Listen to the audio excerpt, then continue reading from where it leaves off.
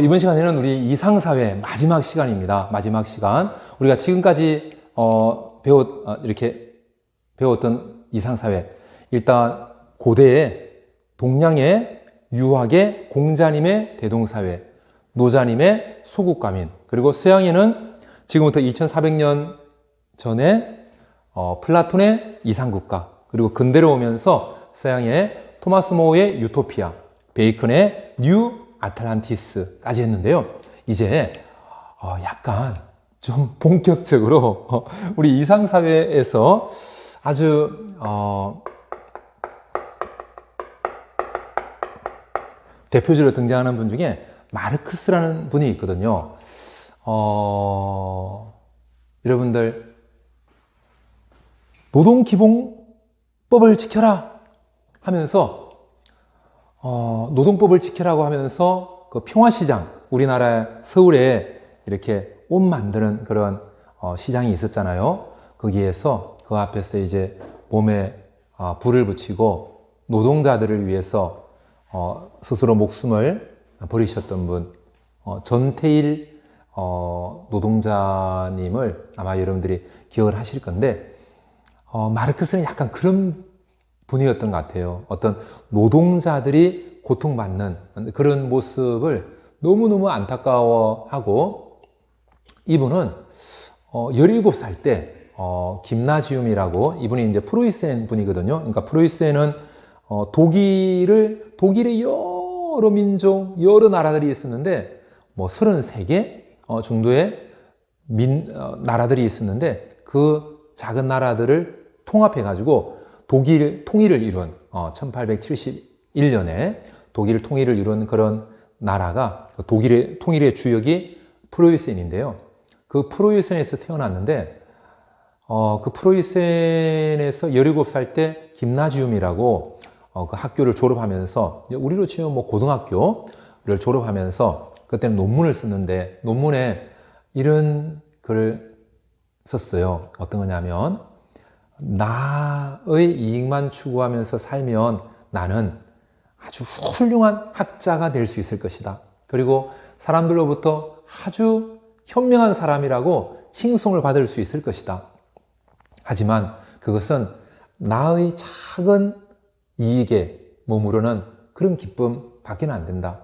하지만 내가 인류 전체의 행복을 위한 그런 일을 한다면 가장 값진 인생을 살 것이다 라면서, 그 논문 제목이 직업 선택을 어떻게 할 것인가에 관한 그런 이제 논문이었는데, 자신의 직업을 자기 이익만을 위한 그런 직업이 아니라 어떻게 하면 가장 많은 사람들에게 이익을 줄 수 있을까를 고등학교 때부터 이렇게 생각했던, 그래서 이분은 전 세계 노동자들, 이분이 프로이센에서 태어났는데, 프로이센 노동자들도 너무너무 힘겹게 살아가고, 또 나중에 이제 프랑스로 망명 가거든요.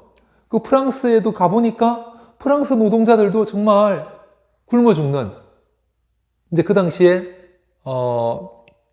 레미제라블 시기가 이제 이 마르크스 그 시기였거든요. 레미제라블처럼, 거기 장발장처럼 정말 빵 한 조각이 없어가지고 굶주리는 이런 사람들이 너무 많고, 프랑스에도 전 세계에서 그때 가장 강대국이었던 프랑스에서 노동자들이 그렇게 비참하게 살 정도니, 그 외의 나라들에서는 말할 것도 없다는 거죠. 노동자들이 아무리 일해도 굶어 죽는 노동자들이 너무너무 많고, 질병 들어서 고통받는 노동자들이 너무 많다. 거기에서 마르크스는 내 삶을 노동자들의 행복을 위해서 내 인생을 바쳐야 되겠다라고 생각을 한 것 같아요. 그래서 많은 나라들을 다니면서 노동자들을 위해서 또 프랑스에서 벨기에로 쫓겨가고, 또 벨기에에서 다시 프랑스로 쫓겨오고, 또 독일 갔다가 프로이센으로 갔다가 또 영국으로 쫓겨가고, 나중에는 이제 영국에서 한 34년 정도 살다가 돌아가시게 되는데, 그래서 2000년을 맞이하면서 영국 국민들을 대상으로 인류 역사상 가장 사람들에게 큰 영향력을 준 사람이 누군가, 철학자가 누군가를 영국 국민들을 대상으로 조사했는데 1위가 마르크스로 이렇게 나올 정도로 마르크스의 영향력이 아주 이제 크다고 그래요. 근데 이 마르크스에 대해서는 찬반의 입장이 아주 정말 전 세계적으로 이놈은 미친놈이다. 그리고 아무 쓸데없는 이론을 만들어 가지고 싸움시키는, 노동자들하고 자본가들을 서로 싸움시키는, 자본가들이 왜 노동자들을 그렇게 착취하려고 하냐, 착취하는 거 아니다. 자기 회사 하다 보니까 노동자들한테 임금 주는 사람들이 월급 주는 사람들이 자본가들인데 그 자본가들한테 투쟁하면 되냐. 이 마르크스야말로 정말 전 세계를 싸움터로 만든 그런 정말 나쁜 놈이다. 전 세계 곳곳에 마르크스 때문에 매일 노동자들이 파업하고 공장에 불 지르고 자본가들 죽여라 라고 하고 전 세계에 증오와 미움을 심은 사람이 마르크스다. 마르크스가 없었다면 전 세계는 지금보다 훨씬 평화롭고 사람들이 서로 화목하며 살았을 것이다. 이렇게 마르크스를 정말 안 좋게 비판하는 이런 사람도 있고요. 이제 거기에 비해서 마르크스야말로 정말 밤잠 자지 못하고 밥을 먹는 시간도 없이 일하는 노동자들. 하지만 집에 가서는 언제나 굶주리는, 그리고 자본가들에게 멸시받고 억눌리고 착취받는 그런 노동자들을 해방시킨 사람이다. 노동자들이 지금 이렇게나마 자본가들 앞에서도 그래도 당당하고 그래도 사람 대접을 받고 평등하게 대우받는 것, 그것은 마르크스의 덕분이다. 마르크스가 있었기 때문에 노동자들이 지금 이렇게나마 대우를 받으면서 살아가는 것이다.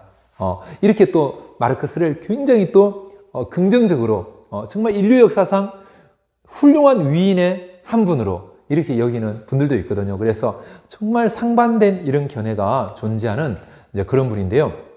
이제 이 마르크스는 노동자들의 그런 현실을 보면서 뭘 주장했냐면 자본가들을 타도해야 된다. 자본가들을 타도하고 노동자의 세상을 만들어야 된다. 왜냐하면 그 자본가들의 착취나 억압, 이게 너무 심한데 이거를 해결할 수 있는 방법이 없다는 거예요. 국가의 호소에서 제발 우리를 괴롭히는 자본가들을 좀 혼내주세요. 안 된다는 거죠. 마르크스가 볼 때 이미 국가는 돈 있는 자본가들이 다 장악을 하고 있다는 거죠. 국가는 자본가들의 편. 그래서 합법적인 법으로 노동자들을 탄압하고, 어디 감히 자본가들한테, 너희들한테 돈을 주는 자본가들한테 덤벼 이놈들이 하고, 경찰을 동원해서, 군인을 동원해서 합법적으로 자본가들을 보호하고 노동자들을 짓밟는 곳이 바로 국가다. 이렇게 이야기할 정도로 정말 국가에 대해서도 불신하고, 노동자들이 살 길은 전 세계 노동자들이 힘을 합해가지고 자본가를 뒤엎고 노동자의 세상을 만드는, 그것이야말로 노동자가 해방을 얻는 길이다. 네, 이런 입장을 주장한 사람이 마르크스거든요. 그래서 우리 마르크스에 대해서 이제 몇 가지 한번 알아볼게요. 일단 마르크스는요,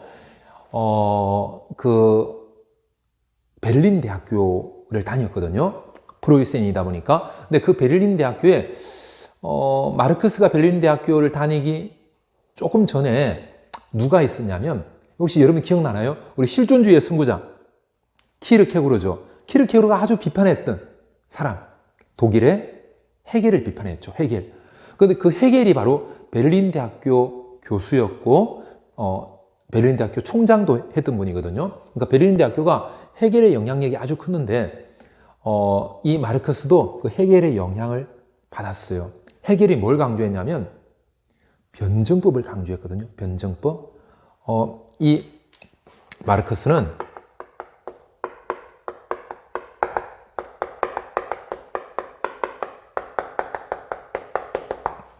해겔의 변증법, 이 변증법이 뭐냐면 정, 반, 합. 이 변증법이라는 것은 역사는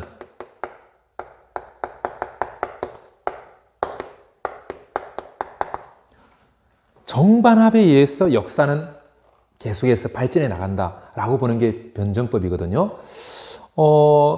예를 들면 소크라테스 기억나죠?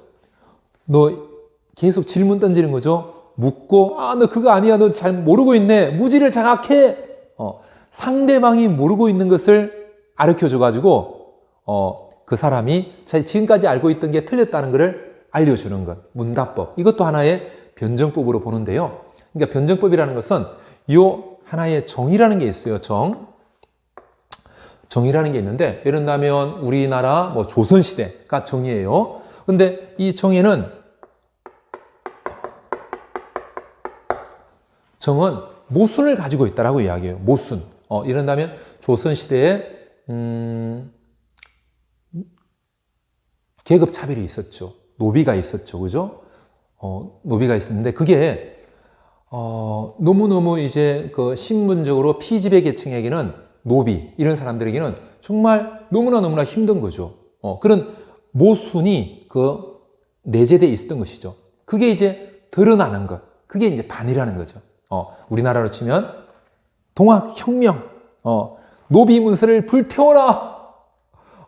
태어날 때부터 노비로 태어난 놈이 어딨냐?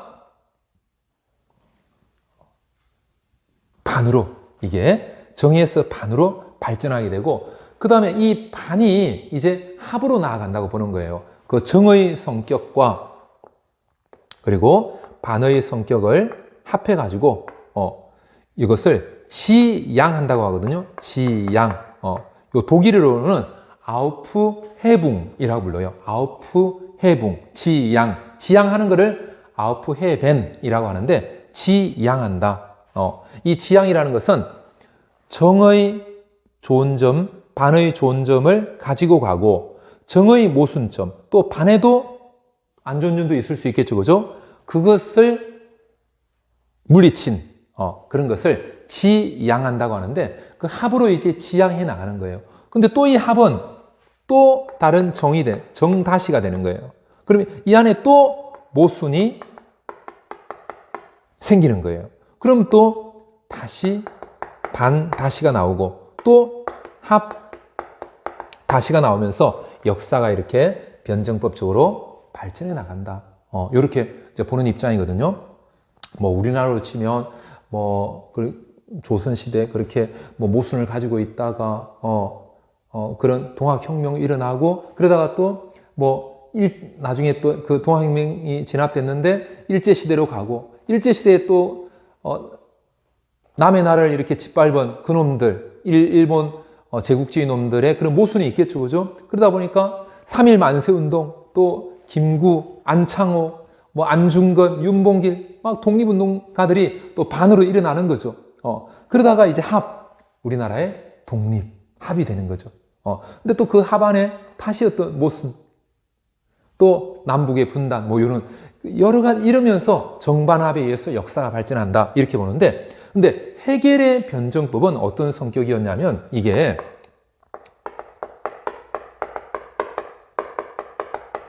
관념론이라고 그래요. 그러니까 실존주의의 승부자 누구? 키르케고르. 누구 비판? 해겔 비판. 해겔이 어떤 점? 너무 관념적인 이런 것들 비판했죠. 그죠? 해겔은 변증법을 이야기하면서 관념은 정신과 물질 중에 어느 쪽? 정신적인 측면이죠. 이런 정신적인 것이 변증법으로 세계 역사를 움직여 나간다. 특히 우리 키르케고르 할 때 했는데, 해겔은 무슨 정신? 세계를 움직여 나가는 그런 정신이 있다는 거죠. 그게 무슨 정신이었죠? 바로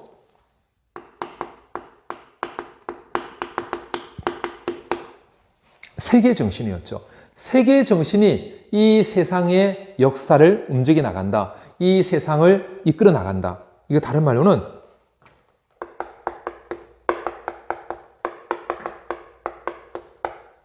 시대 정신. 선생님 학교 근처에 이런 시대 정신이라는 그런 학원에 있어가지고 세인반 학생들도 이렇게 많이 다니고 막 이렇게 하는데 어떤 시대의 정신이 이 세상을 이끌어 나가고 이 세상을 움직여 나간다. 어떻게? 변증법으로, 정반합으로. 그런데 마르크스는 이 해겔의 변증법을 받아들이면서 변증법은 받아들이는데 관념론, 요것이 아니다. 세상은 정반합의 변증법으로 발전해 나가는데 관념이 정반합으로 이 세상의 발전을 이끌어 나가는 것, 세계 이성이 정반합으로 세상의 발전을 이끌어 나가는 것, 시대 정신이 정반합으로 이 세상의 발전을 이끌어 나가는 것이 아니고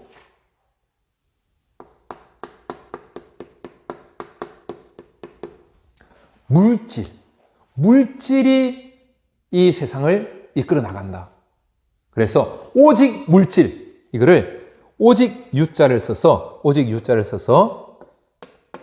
이거 있을 유자가 아니고 오직 유자거든요. 오직 물질이라고 해서 유물론이라고 그래요. 유물론에 근거해 가지고 변증법을 이야기하거든요. 그래서 사실은 이 마르크스가 어떤 대학을 졸업할 때 박사학위 논문을 쓰게 되는데 누구를 연구했냐면 고대 그리스 기억나나요? 그 소피스트, 소크라테스 전에 소피스트와 소크라테스의 공통점, 인간과 자연을 연구했다. 어디로부터? 자연을 연구하던 흐름에서 선생님 잘못 이야기했네요. 자연을 연구하던 흐름에서 인간과 그 인간이 모여 사는 사회를 연구한 인간 철학자, 소피스트와 소크라테스. 그럼 소피스트와 소크라테스 그 전에는 자연을 연구한, 자연의 근본이 뭘까를 연구했던 누구? 자연 철학자들. 대표적으로 자연의 근본은 물이다. 탈레스. 자연의 근본은 수다. 피타고라스. 자연의 근본은 원자다. 데모크리토스. 마르크스는 이 자연의 근본을 원자로 봤던 유물론자 데모크리토스하고 그 다음에 혹시 기억나나요? 사람은 원자로 이루어져 있기 때문에 죽음이 왔을 때 이제 원자가 다 분해되기 때문에 그 죽음의 고통을 느끼지 못한다. 내가 살아있을 때는 죽음이 오지 않았고 죽음이 왔을 때는 나는 그것을 느끼지 못한다. 쾌락을 선으로 봤던 쾌락주의자, 헬레니즘 시대 쾌락주의자 에피쿠로스. 그래서 마르크스는 박사학위 논문으로 데모크리토스와 에피쿠로스의 그런 유물론을 연구했었거든요. 이 물질이라고 하는 것이 세상을 움직여 나간다라고 이야기를 했어요. 그런데 마르크스는 그래서 요거를 합해가지고 뭐라고 이야기하냐면 변증법과 유물론이라고 해가지고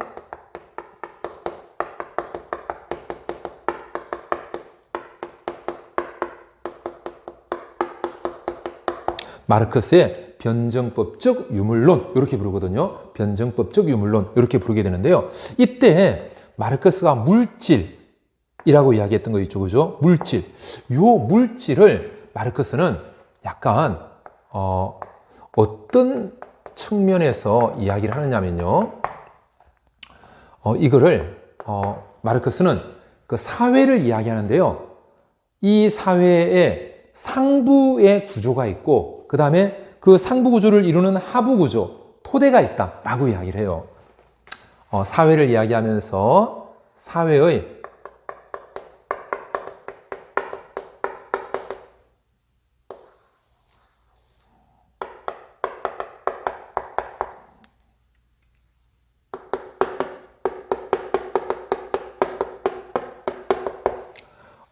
이게 이제 사회인데 사회에 상부를 이루는 구조 그리고 그 상부 구조를 받치고 있는 토대 이게 하부 구조가 되는데요.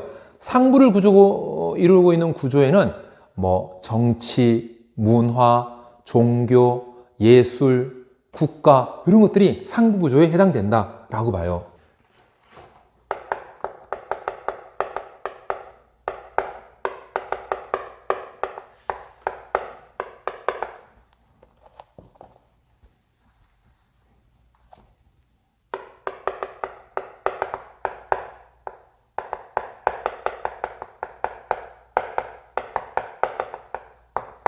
자, 이런 정치, 종교, 예술, 문화, 이런 것들은 이제 상부 구조를 이루는데 그 밑에 토대가 되는 게 있다는 거예요. 그게 하부 구조인데 이 하부 구조를 마르크스는 이게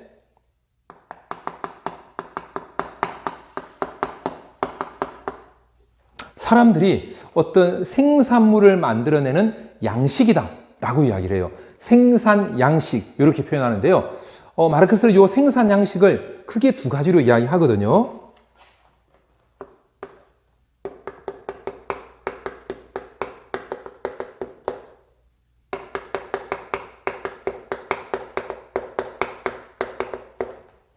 생산 양식은 생산력과 생산 관계로 이루어진다라고 이야기를 해요. 생산력은 생산하는 힘이죠, 그죠? 생산하는 힘이고 생산 관계는 그 생산하는 그 사람들 간의 관계, 이걸 생산 관계라고 하는데요. 마르크스가 어떻게 보느냐면 이 생산 양식이라고 하는 토대 하부 구조가 상부 구조를 결정한다라고 봐요. 그러니까 그 전에는 뭐 헤겔 같은 사람이 대표적인 사람인데 시대 정신이 그 생산 뭐 이런 하부 구조 이런 것들을 다 결정하는 거죠. 그러니까 상부 구조에 해당되는 이성, 정신 이런 것들이 토대 하부 구조를 움직여 나가는 프랑스 혁명의 자유의 이념, 평등의 이념 이런 것들이 온 세상을 움직여 가는 거죠. 마르틴 루터의 종교개혁 운동, 이런 정신이 세상을 움직여 나가는 거죠. 플라톤의 선의 이데아, 이런 것들. 그런데 마르크스는 그게 아니다. 세상을 움직이는 것은 그런 정신, 그런 거, 이성, 상부구조, 이런 게 아니다. 사실은 토대를 이루고 있는 하부 구조, 이것이 세상을 움직인다 라고 이야기하거든요. 이거를 하부 구조 결정론 이렇게 불러요. 하부 구조가 상부 구조를 결정한다고 해서 하부 구조 결정론 이렇게 부르거든요. 근데 이제 이거를 마르크스는 어떻게 설명하느냐면, 자, 이 생산력이라는 거, 생산하는 힘이거든요. 생산하는 힘, 이런다면 청동기, 기구, 철기, 기구, 그리고 기계가 만들어지면서 생산력이 막 발전하겠죠. 그죠? 그렇게 되면 이것이 생산 관계에도 영향을 주게 된다. 이렇게 봐요. 자, 요거를 선생님 여기다가 좀 한번 써볼게요.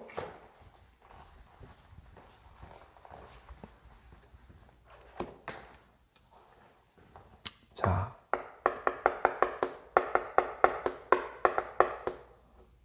생산력이 어디에 영향을 준다고요? 생산 관계에 영향을 준다고 했죠. 그죠? 이러면 약간 여러분들이 조금 혼동될 수 있겠네. 저기 밑에 쓴 것처럼 선생님 이렇게 다시 쓸게요. 생산력이 생산 관계에 영향을 준다. 이렇게 쓸게요. 자, 뭐냐면, 자, 보세요. 마르크스가요, 역사가 지금까지의 역사, 그리고 앞으로의 역사를 포함해가지고 역사는 변증법적인 유물론에 의해서 역사는 발전해 왔고, 앞으로도 변증법적인 유물론에 의해서 발전해 갈 것이다. 라고 이야기하거든요. 요거를, 뭐라고 이야기하냐면, 여기다가 써볼게요.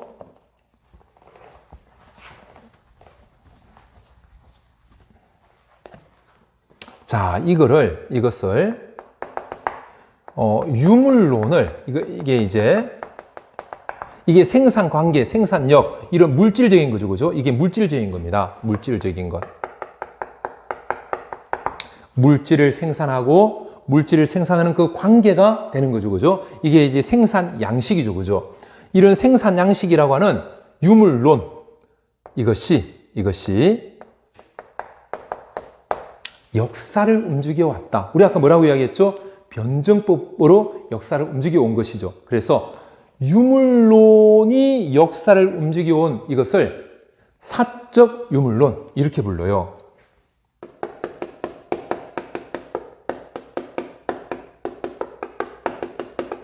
그래서 마르크스의 입장을 변증법적 유물론 그리고 사적 유물론, 역사가 물질에 의해서 역사가 생산 양식, 생산력, 생산 관계라는 그런 물질에 의해서 발전해 왔다. 이렇게 보는데요.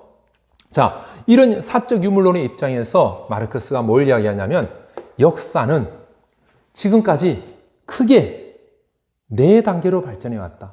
그리고 앞으로 한 단계 더 발전해 갈 것이다. 그러면 4단계로 발전해 왔고 앞으로 한 단계 더 발전하면 총 몇 단계? 5단계. 이것을 마르크스의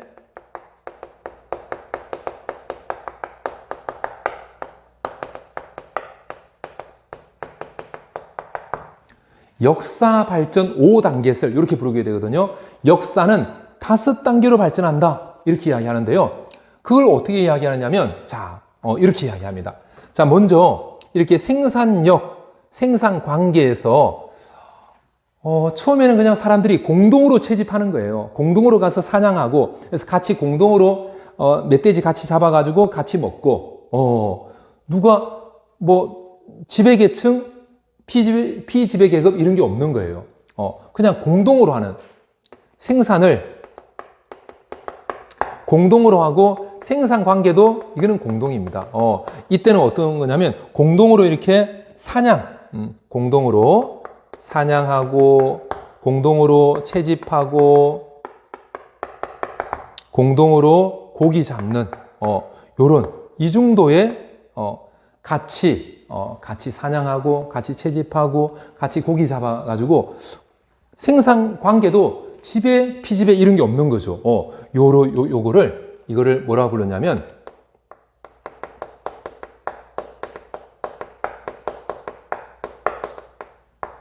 원시 공산사회다 이렇게 불렀어요. 원시적인 그런 공산사회, 함께 생산할 생산 도구를 함께 소유하는 그냥 우르르 가서 같이 코끼리 잡고 같이 멧돼지 잡아서 같이 먹는 그런 공산사회였다 이렇게 불렀거든요. 그런데 이 사회에서 생산력이 발전하는 겁니다. 마르크스는 역사가 발전한다.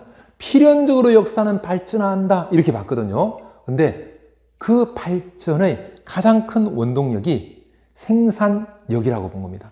생산하는 힘이 아주 비약적으로 발전하는 거죠.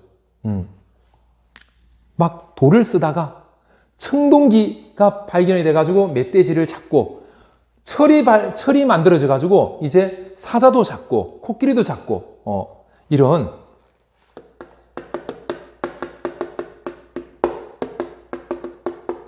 청동기나 철기 이런 것들이 만들어지면서 생산력이 고도로 생산력이 막 발전했어요.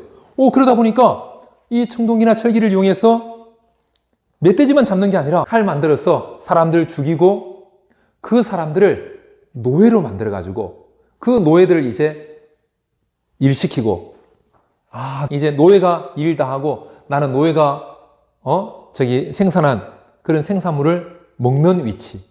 노예 주인과 노예라는 그런 단계로 발전하더라는 거죠.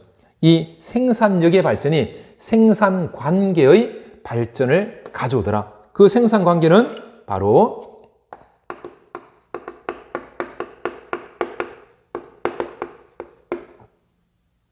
노예 주인과 노예라는 그런 생산 관계로 발전하더라. 이 단계를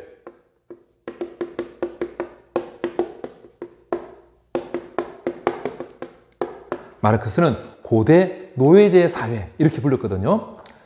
이제 노예 주인이 무슨 계급? 지배계급이 되고 노예들은 피지배계급이 되었다 이렇게 봅니다. 이 노예 주인이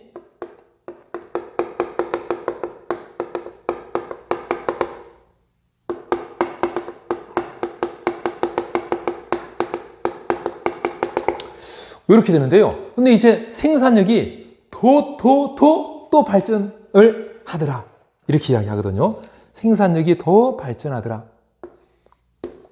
발전하면서 이제는 노예가 아니라 장원을 중심으로 일하는 그런 사회로 발전하는데요. 이때 중요한 것이 피지배계급인 요 노예들이, 지배계급인 노예 주인들이, 우리 아무 잘못 없는데 우리나라에 와서 우리 가족들 다 죽이고 우리는 잡아왔어 노예로 이렇게 평생 일부려 먹고 안 되겠다.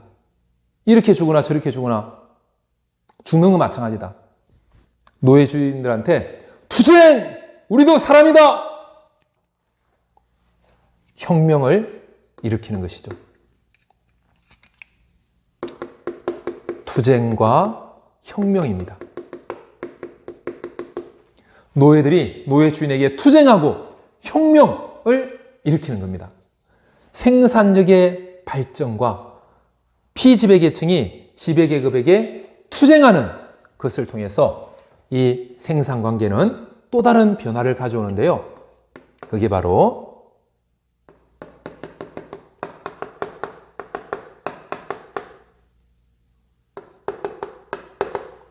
봉건 영주하고 농노라는 이런 신분관계가 형성이 되더라는 거죠.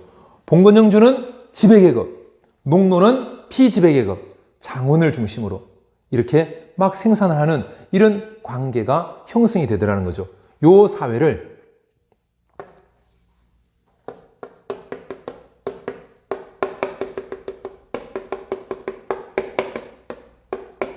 중세 봉건 사회 이렇게 불렀다는 거죠.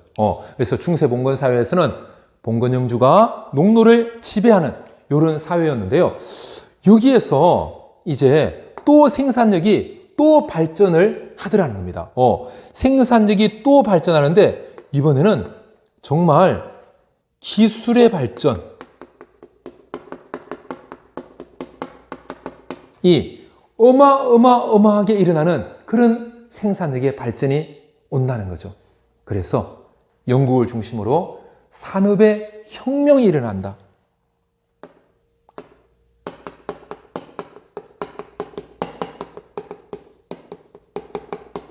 산업의 혁명이라고 불릴 정도로 생산력의 발전이 일어나더라는 거죠.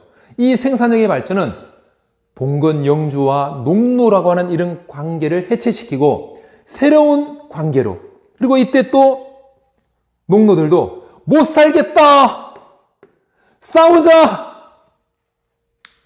봉건 영주들과 투쟁하고 혁명하고 그걸 통해서 역사는 또 새로운 단계로 나아가더라. 그것이 바로 이 기술의 발전에 힘입어서 자본을 가진 자본가 계급이 형성이 되더라는 거죠. 그 자본가 계급을 부르주아라고 불렀습니다.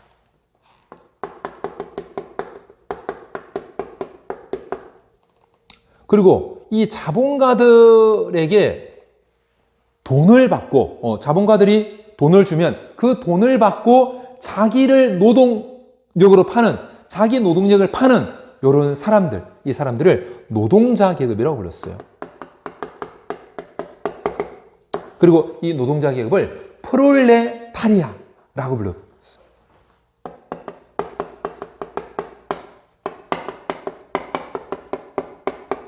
그래서 중세 봉건 사회에서 생산력이 막 전기 기관차, 뭐 기계, 공장 하면서 엄청난 생산력의 발전이 오면서 또 자본이 집중되고 그러면서 생산력이 엄청 발전하면서 산업혁명이 일어나고, 이것은 봉건 영주와 농노라는 이런 생산 관계를 자본가 계급, 부르주아 계급과 노동자 계급, 프롤레타리아 계급이라는 이런 생산 관계의 변화를 가져왔다는 거죠. 근데 여기에서 자본가 계급은 부르주아 계급을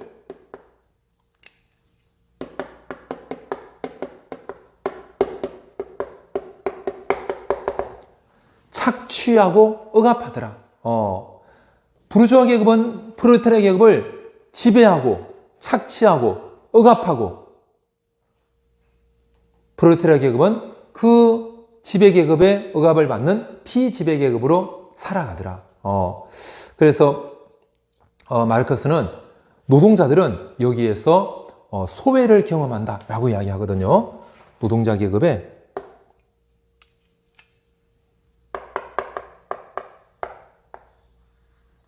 소외를 이야기합니다. 이 자본주의 사회에서 노동자 계급은 내가 정말 원하는 일, 내가 정말 좋아하는 일, 정말 이 일 하고 싶다 하는 그 일을 하는 게 아니라 자본가들이 돈 주고 야, 너 저기 가서 너는 아침부터 저녁까지 나사 조아. 나사 조이는 그 일만 하는 거죠. 그러니까 이 노동의 소외를 이야기하면서 마르크스는 원래 노동은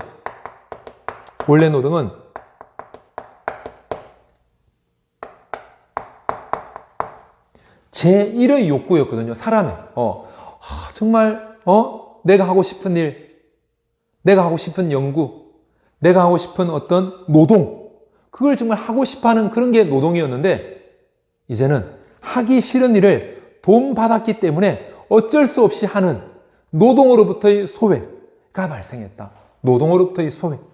이 제1의 욕구가 이제 안 되는 거죠. 안 되고 노동으로부터 소외되면서 이 노동이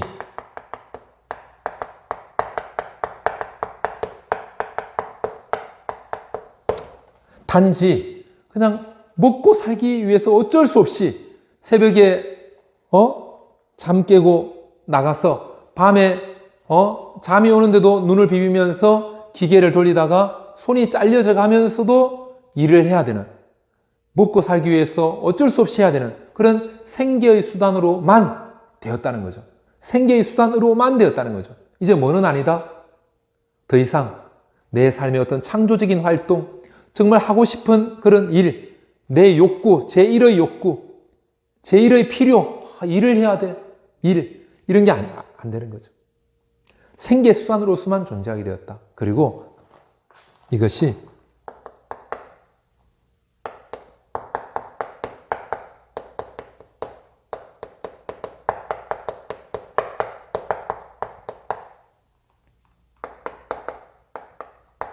생산물, 내가 하루 종일 내가 한 달 동안, 내가 1년 동안 배를 만들었는데, 자동차를 만들었는데, 그걸 내가 만든 자동차를 내가 타는 게 아니라, 나는 그냥 집에 갈 때 걸어가고, 이 자동차를 만드는데, 한 번에 이렇게, 기름도 묻히지 않고 땀 흘리지 않았던 자본가가 그 자동차를 가져가더라는 거죠.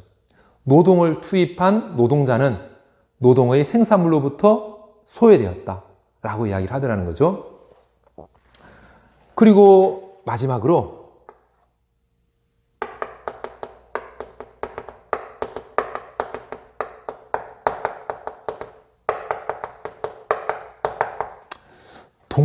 원래 같이 원시공산 사회에서 막 협력해서 같이 멧돼지 잡고 막 이렇게 했었죠. 그죠? 서로 노동할 때 서로 옆에 있는 친구들과 이웃들과 같이 힘을 합해가지고 협력해서 노동하면서 그 노동의 의미를 느끼고 노동의 기쁨을 느끼고 협력의 의미를 느끼는 것이 인간인데, 자본주의 사회에서는 나는 자본가가 시키는 나사주이는 일만 하고 저 옆에는 또 다른 거로 땜질하는 그 일만 하고 서로 협업이 없어졌다.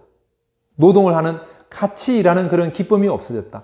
분업, 완전히 극단적으로 나뉘어진 이 자본주의 사회의 분업이 동료 노동자들로부터의 소외를 가져왔다. 막 이런 이야기 하거든요. 근데 마르크스는 이렇게 이야기합니다. 자본가들의 착취, 억압, 아무리 일해도 노동자들은 빈곤에서 벗어날 수가 없다. 일한 그 대가는 자본가들이 다 가져간다.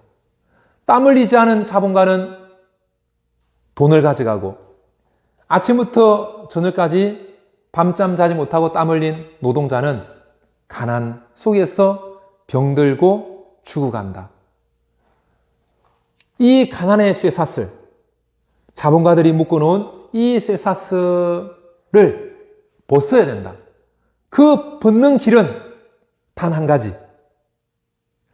전 세계 노동자들이 단결하는 것이다. 그래서 해결책으로 마르크스는 이제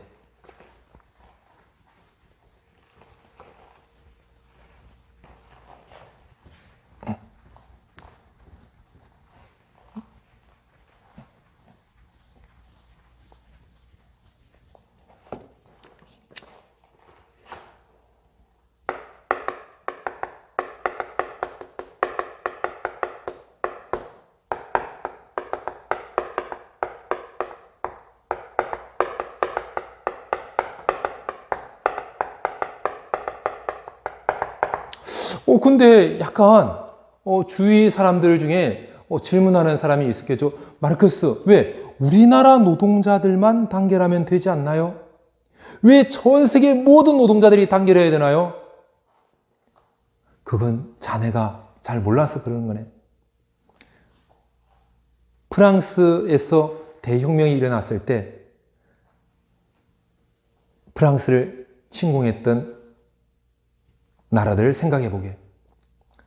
프랑스 대혁명의 기운이 유럽으로 넘쳐오는 것을 두려워한 군주들, 프로이센, 오스트리아, 러시아, 영국의 군주들이 그 프랑스 혁명의 그런 물결이 우리나라에도 혹시 올지 모르니까 오스트리아와 프로이센과 러시아를 중심으로 빈 체제를 형성해가지고 프랑스, 너희들은 당장 혁명 전의 임금이 다스리는, 군주가 다스리는 과거로 돌아가라.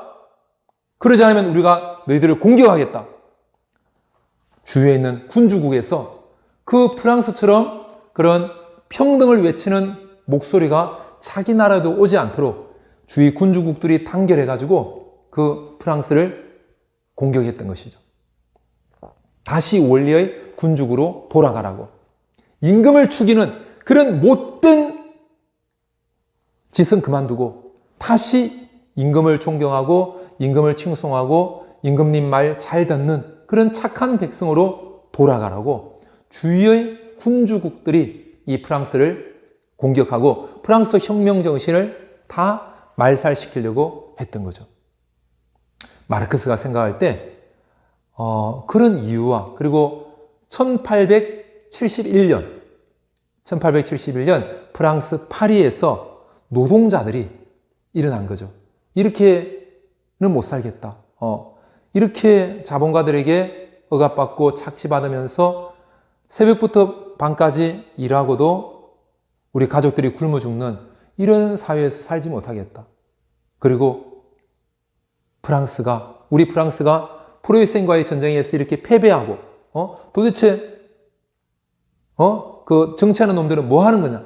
우리 프랑스를 이렇게 프로이센 같은 나라에 패배하는 이런 나약한 나라로 만들다니, 우리 자존심을 다 짓밟아 버렸다 하면서 파리에서 노동자들이 일어나서 파리 코민이라는 것을 구성했죠. 파리 코민이라는 새로운 정부, 노동자들이 정말 대접받는 그런 보통 선거가 이루어지는 그런 새로운 국가, 새로운 정부를 구성했었죠.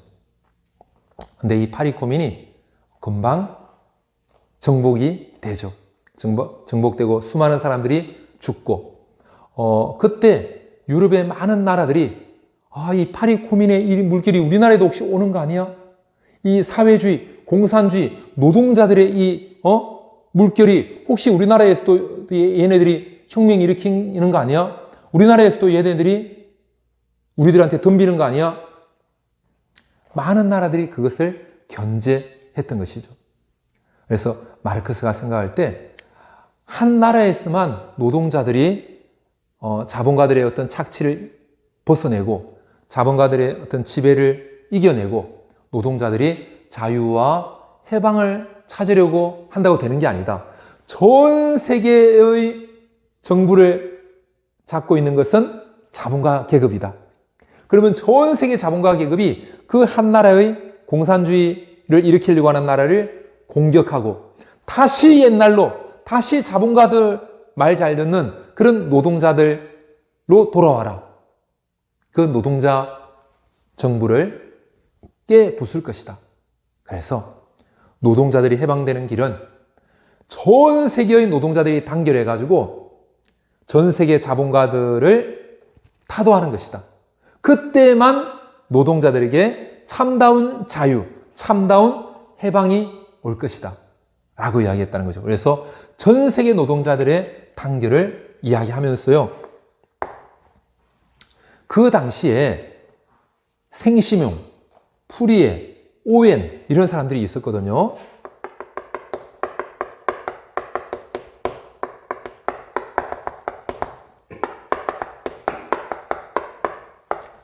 생시몽, 오웬, 프리에 이런 사람들은 사회주의를 주장하면서도 좀 자본가들하고 협력했어.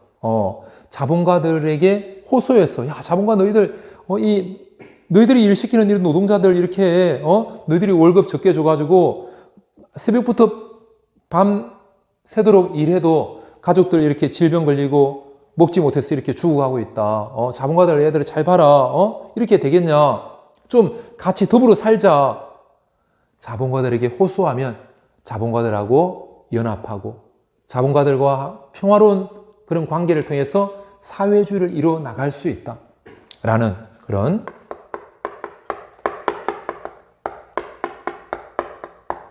사회주의는 사회주의인데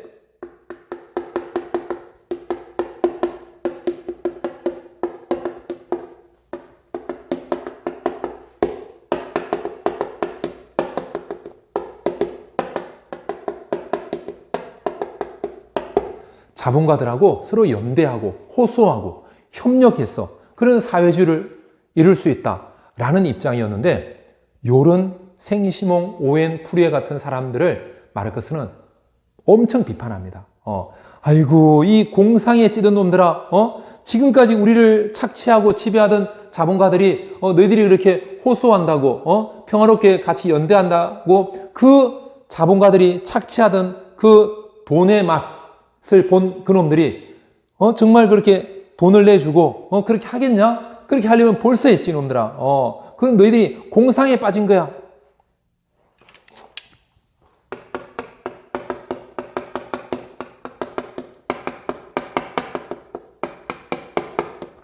그래서 마르크스는 요 생시몽, 오웬, 프리에 같이 사회주의를 이루지만 자본가들하고 서로 사회주의에 서로 대화하면서 평화롭게 사회주의를 이루자 이런 사람들을 공상적 사회주의 이렇게 비판을 했어요. 비판하고 이거로는 절대 사회주의를 이룰 수 없다라고 이야기합니다. 그러면 어떤 방법을 써야 되냐? 마르크스가 제시한 방법은 전 세계 노동자들이 단결해서 프랑스에서 바스티유 감옥을 습격한 것처럼 노동자들이 혁명을 일으킬 때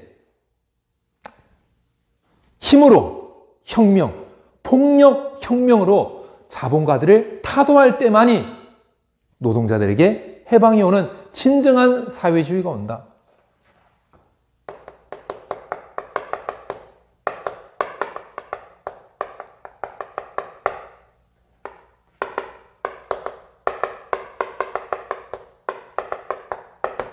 힘으로, 폭력으로 혁명을 일으키는 폭력혁명, 투쟁을 통해서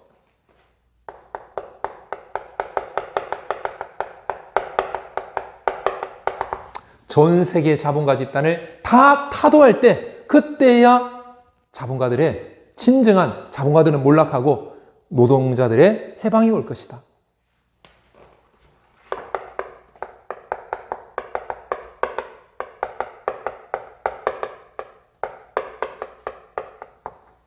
그래서 자신이 주장하는 이런 자본가들의 연대 협력이 아니라 폭력을 통해서 힘을 통해서 혁명을 통해 투쟁을 통해 사회주의를 이루는 이 사회주의를 진정한 사회주의다. 이것이 정말 과학적인 것이다.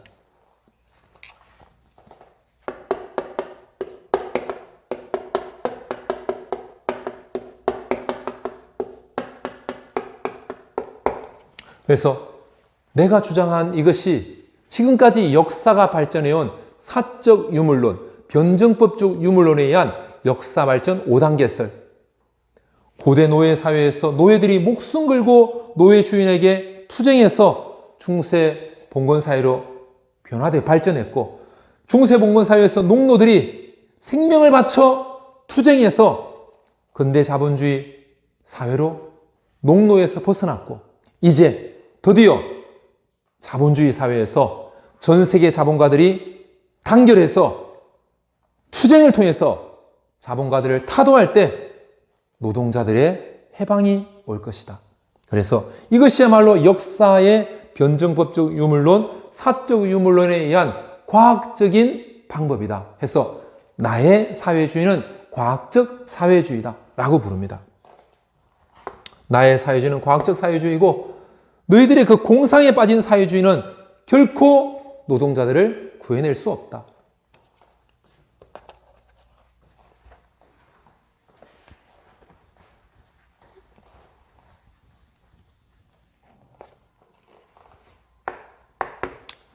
그래서 마르크스는 이제 전 세계 노동자들이 단결해가지고 자본가들을 타도할 때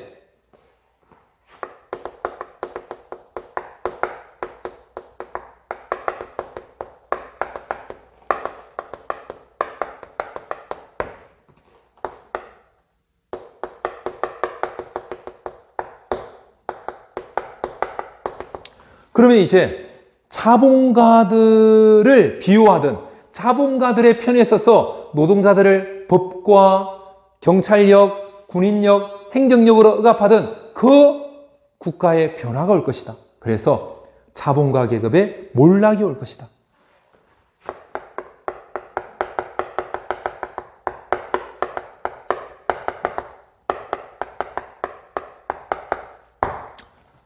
그런데 자본가 계급은 그동안에 힘이 있었기 때문에 프랑스에서 대혁명이 일어났지만 곧바로 다시 왕정이 들어서는 것처럼 그리고 그 프랑스 주위에 있는 힘 있는 군주국들이 프랑스에 다시 군주정을 세우려고 했던 것처럼 자본가들은 한번 타도되었어도 전 세계 자본가 정부들이 그 자본가들을 다시 일으켜 세워서 노동자들을 공격하고 전 세계 자본가들로 이루어진 그 정부에서 군대를 보내가지고 계급투쟁한 노동자 그 정부를 다시 몰락시킬 것이다. 다시 자본가 계급이 일어날 것이다. 그렇기 때문에 자본가들이 다시 일어나지 못하도록 당분간은 자본가들이 완전히 다시 일어나지 못하게 완전히 몰락할 때까지는 노동자 계급이 독재를 해야 된다.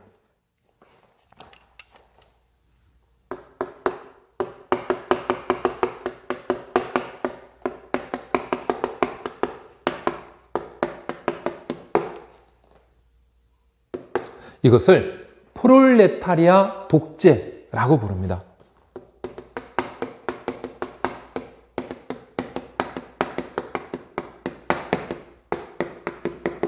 이렇게 자본가 계급이 완전히 몰락하고 이제 노동자 계급이 국가를 지배하는, 국가를 통치하는, 국가에서 독재 체제를 형성하는 이 시기를 마르크스는 자본주의에서 공산주의로 가는 과도기라고 이야기합니다. 이 시기가 바로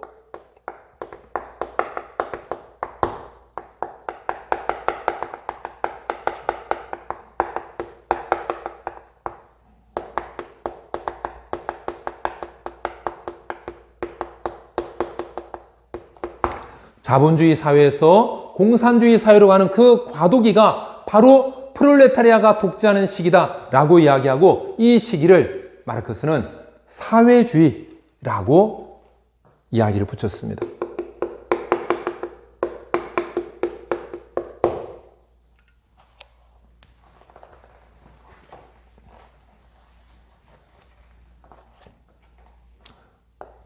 그리고 이제 이 사회주의에서 조금 더 가면 드디어 생산력이 이제 고도로 발전한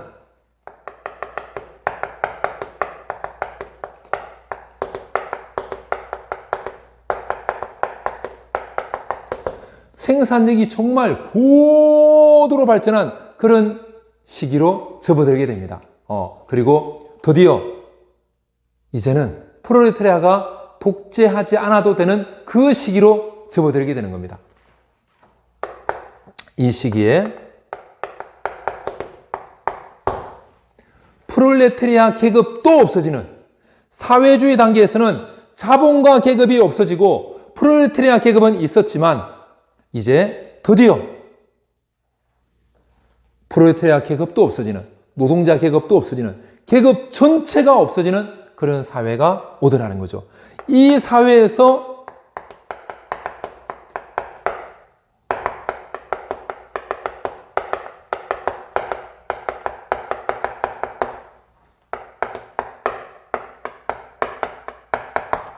노동자들은 진정한 해방, 진정한 자유를 누리게 된다.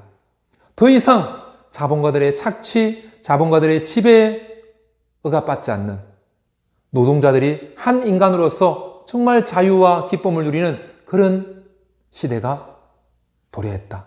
그게 바로 공산주의 사회다.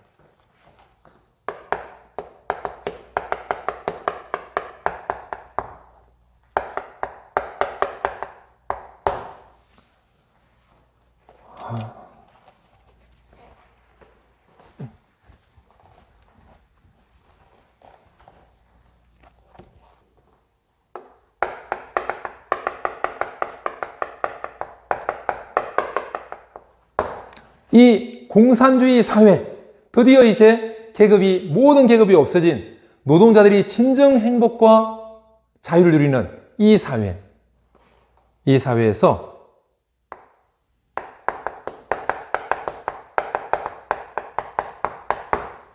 사적인 소유가 없어질 거다. 사적인 소유가 없어질 거다.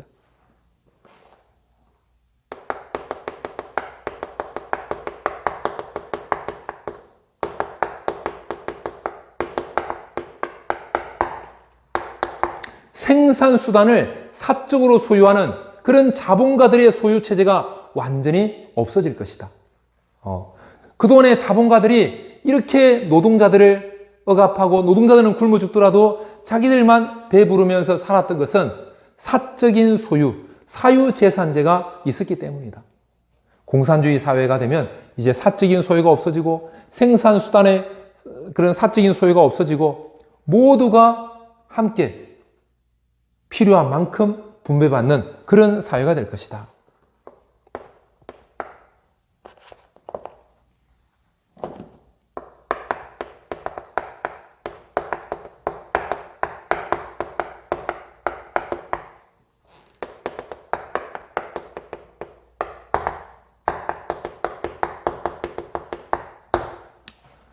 힘이 많은 사람은 일을 많이 하고 몸이 좀 아프고 힘이 좀 나이가 들어서 힘이 좀 약하고 이런 사람은 좀 적게 일하고 나는 적게 일했지만 암이 걸리고 몸이 아프면 분배를 많이 받고 나는 강호동이라서 힘이 세서 일은 많이 했지만 아픈 데가 없으면 필요한 게 적으면 적게 분배받는 그게 가능한가요? 그렇게 필요한 만큼 다 분배받으려면 그게 금방 없어지지 않나요? 이 단계는 생산력이 고도로 발전한 단계이기 때문에 필요에 따라서 분배해도 충분히 그것이 가능한 사회가 바로 공산주의 사회다.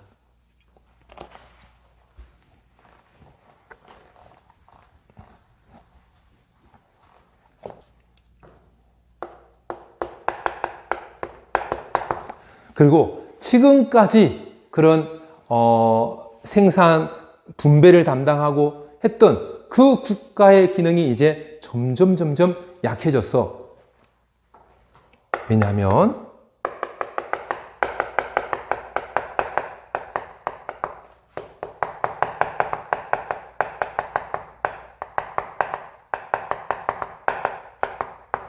그 생산하는 사람들이 자발적으로 연합체를 구성해가지고, 우리 얼만큼, 누가 얼만큼 필요하니까 얼만큼 분배하고, 누구는, 좀 힘이 없으니까 조금 일하게 하고, 다 결정할 수 있는 거죠. 국가가 있을 필요가 없는 거죠.